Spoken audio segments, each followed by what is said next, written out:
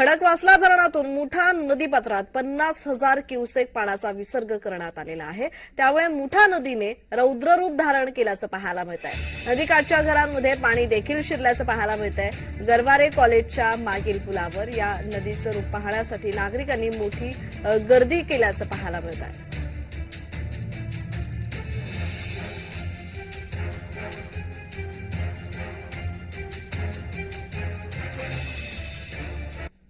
दरम्यान याचाच आढावा घेतलेला आहे आमचे प्रतिनिधी अजिंक्य धायगुडे यांनी। पाहूयात।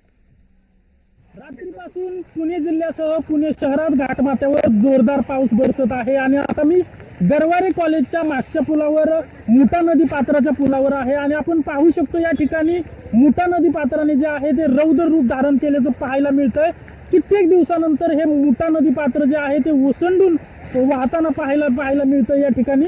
खरं तर पुणे शहराला पाणी पुरवठा करणारं जे खडकवासला धरण आहे त्या खडकवासला धरणातून या मुठा नदी पात्रामध्ये 50,000 क्युसेक पाण्याचा जो आहे तो विसर्ग सुरू आहे आणि नदीकाठचे जे घरं असतील किंवा सोसायटी असतील त्या सोसायट्यांमध्ये पाणी शिरलेलं पाहायला मिळतंय। नागरिकांचं मोठं नुकसान देखील झालेलं आहे या पाण्यामुळे आणि या नदीचं रौद्र रूप पाहण्यासाठी या ठिकाणी नागरिकांनी मोठी गर्दी केल्याचं पाहायला मिळतंय।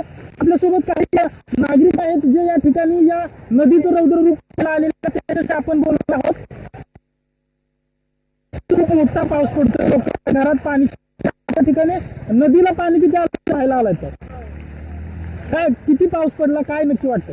रात्रभर मुसळधार पाऊस चालू आहे। आज मुलांना आम्ही सकाळी रेडी करून स्कूलला पाठवणार होतो पण अचानकच म्हणजे आम्ही निर्णय घेतला आणि सरकारने पण डिक्लेअर केलं की स्कूलला सुट्टी द्या म्हणून। त्यामुळे आज ऑफिस स्कूल सगळं या पावसामुळे बंद आहे। काय ताई आज सुट्टी का शाळेला?